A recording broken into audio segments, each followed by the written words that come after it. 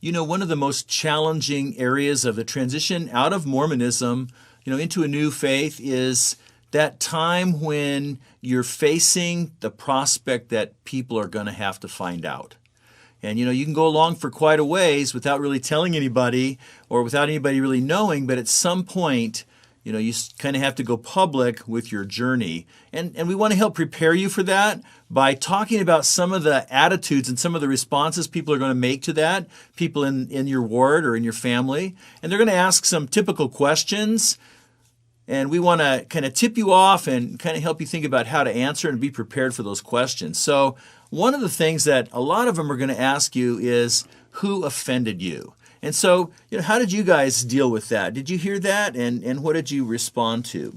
We did hear that quite often from members of our ward, and they would ask, who offended you? And the answer we would always give is, no one offended us. It was us seeking the truth, and us truly wanting to know the truth of what God really wants us to pursue.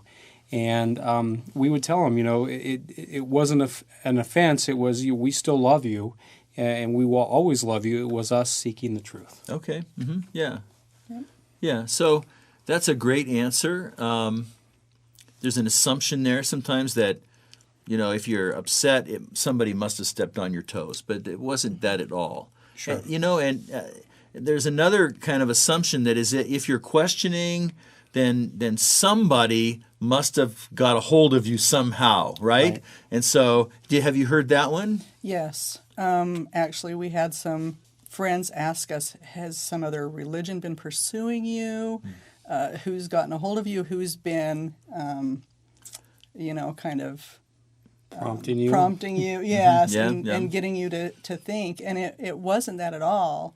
It was just inwardly, we're searching for the truth, and that's all it was. And it wasn't, anybody putting thoughts into our head or anything like that. Right. And so, kind of related to that, people will assume that somehow you must have got a hold of some anti-Mormon literature. Now, how did that work in your guys' experience? We heard that a lot. What anti-Mormon propaganda or literature were you reading?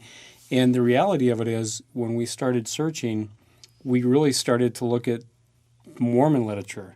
Not anti-Mormon literature, but Mormon literature. We started reading the history, looking at the Book of Mormon and how it all compared.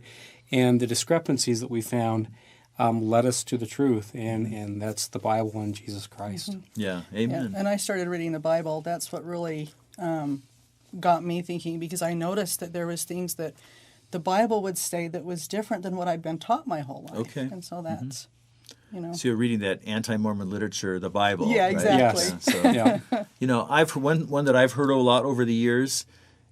People will say, well, like, what commandment couldn't you keep that you left Mormonism? Like what standard were you unable to live up to? We actually had some family members, our children, actually ask us that question. You left because you wanted the easy path. You couldn't live up to the standard of Mormonism, and that's not it at all. We didn't have any issues with the commandments, I guess, of Mormonism, the legalism. But, we were able to get a temple recommend and all of those things that you get during Mormonism. And if we had problems with not living up to the commands, we wouldn't have been able to do that in Mormonism. Right. And we weren't seeking the easy path. We were seeking the truth. The truth, right. The truth. Yeah, and it's interesting that each one of the questions that people are going to bring at us during our journey out, once they know and we become public, those questions all reveal some misconceptions about the process, when really it's not about offense or it's not about trying to find the easy way. It's about following the truth, wherever the truth might lead. Exactly. Yeah. So if this is where you're at in your journey and you're just thinking about, how do I get over the hump where I'm going to let people know that I'm questioning or let people know that I'm disengaging from Mormonism, be ready for that. People are going to ask you some questions. They're just going to misunderstand. You don't have to take offense at those questions. That's just the framework they're coming from. That's all they know. And so, just roll with it. You know what's going on in your heart. You know what's going on in your life. And find, somebody who can share your thoughts with you and someone that can support you and encourage you. Maybe you could find that person at a local Christian church. And so we just want to encourage you and hope that this is a conversation that has been enlightening for you. And check out the other materials that we have. And I think you'll find a lot of help for you there as well.